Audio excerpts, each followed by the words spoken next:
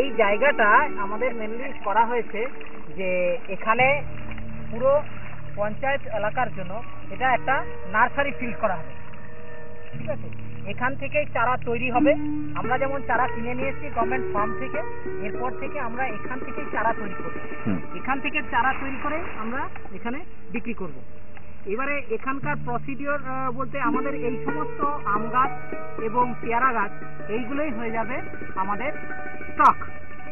আমাদের কাছে এই ডালগুলো এক্সেস ডাল, প্রতি বছরে আমরা এই ডালগুলো কেটে ফেলার আগে এরকম করে গোড়া থেকে আমরা কেটে ফেলি।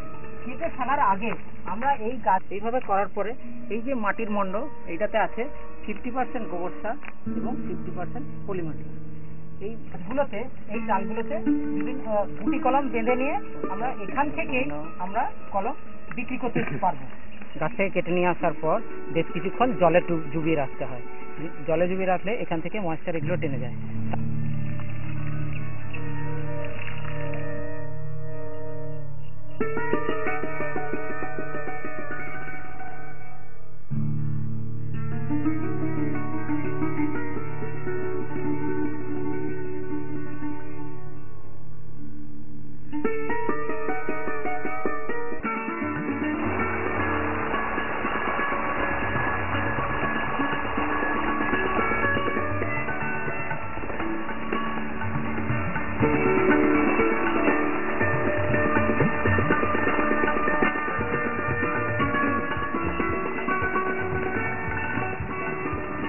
মাছ গড়ানো ঝোড়া ও বৃষ্টির জল ধরে রাখতে সালানপুর পঞ্চায়েত সমিতির মনোহরায় 20 বিঘা আয়তনের এই জলাশয়টির পুনর্বিন্যাসের কাজ শুরু হয়েছে 4 লক্ষ টাকা ব্যয়ে।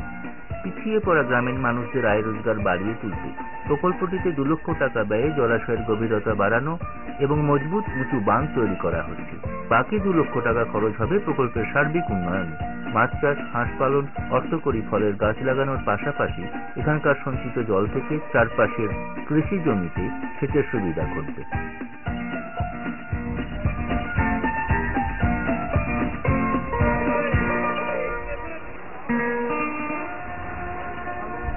এখানে যে ব্যাকওয়ার্ড ভিলেজ, এই মনোহরা মৌজাটা ব্যাকওয়ার্ড ভিলেজ আছে, এইখানে আমরা গ্রুপ করে মানুষের কিছু অর্থনৈতিক সুযোগ সুবিধা বাড়িয়ে দিতে চাই। যারা এই দারিদ্র্য বা নিচে আছে তারা দিকে আমরা দারিদ্র্য সীমার উপরে তুলে দিতে চাই।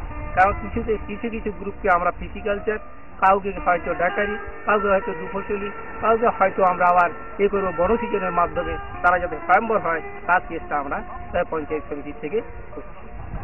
হাঁস চাষের উদ্যোগ নিয়েছি, মাছ চাষের, এবং এই সাইডে গাছপালা লাগানোর জন্য চেষ্টা করছি আমরা। মাছ চাষ আমরা করতাম, সেটা কোথায়? পুকুরের মধ্যে। কিছুটা অতটা হতো না, ওই ভেঙে যাওয়ার ফলে আমাদের কিছু মাছ বেড়ে যেত। এটা হওয়ার ফলে অনেক সুবিধা হবে আমাদের। এই সুবিধা ধরুন মাছ চাষ হবে, এখানে হাঁস চাষ হবে, এবারে গাছ লাগানোর পরে ফলের গাছ 2-4টা লাগানো আরো সুবিধা হবে। চাষবাসের এখানে যেমন ধান চাষ হবে, গম চাষ হবে, সর্ষে, এইসব খুবই সুবিধা হবে। মানে আমরা এখানে যা করতে চাইছি সেটা হচ্ছে এখানকার যে জোর বাঁধ, সেটা হচ্ছে এই জোরটাকে বাঁধিয়ে এখানকার রিজার্ভার ক্যাপাসিটিটা বাড়াতে চাইছি। তার সঙ্গে এখানকার যে 300 একরের মতো আমাদের জমি রয়েছে, সেই জমিগুলো চাষাবাদ করা যাবে। তার সঙ্গে আমাদের আর একটা অ্যাডেড প্রোগ্রাম আছে, যেখানে এখানে পিসিকালচার করে দেওয়া, যাতে এখানকার লোকাল এসডিএসওয়াই গ্রুপ করে তারা এর মধ্যে চাষাবাদ করতে পারবে। মাছ চাষের সাথে আরও আছে আমাদের এখানটা কিছু আমরা সোশ্যাল ফরেস্ট্রি করতে চাইছি, এবং সেখানে ওই গ্রুপের মাধ্যমেই কাজ করতে চাইছি। এবং সোশ্যাল ফরেস্ট্রি করলে এখানকার বাঁধের যে মাটিগুলো আছে সেগুলো ধরে রাখতে পারবে এবং ক্যাচমেন্ট এরিয়াটা খুব ভালো থাকবে। এটাই আমাদের এই মূল কাজের উদ্দেশ্য।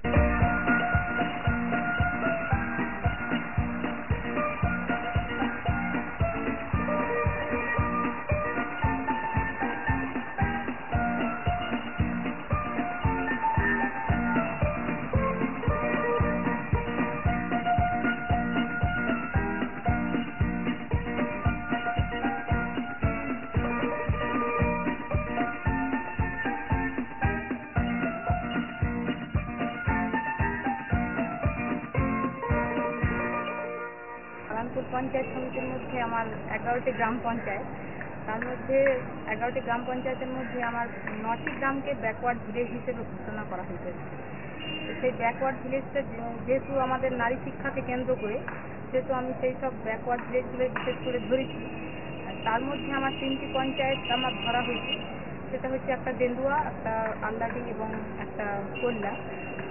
তাদের মধ্যে এই 3টে পঞ্চায়েতের মধ্যে যেসব ব্যাকওয়ার্ড ভিলেজ আমার আছে, সেখানে আমরা মহিলাদের বা ছেলেদের বিভিন্ন রকম SGSY গ্রুপ তৈরি করে তাদেরকে কীভাবে স্বয়ম্ভর করা যায় বা স্বনির্ভর করা যায় সেই চেষ্টাটাই আমরা আমাদের কাজের মধ্যে রেখেছি।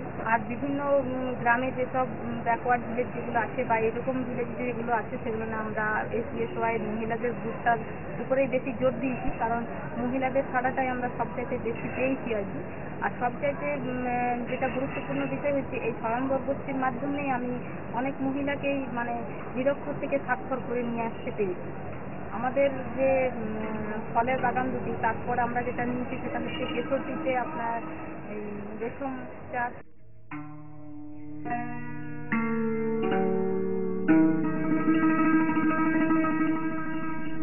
প্রত্যেকটা পোকা গুটি স্পাইরাল করে করে নিজেদেরকে ভেতরে ঢুকিয়ে নিয়েছে, ঢুকিয়ে নিয়ে এখানে পিউপা অবস্থায় আছে।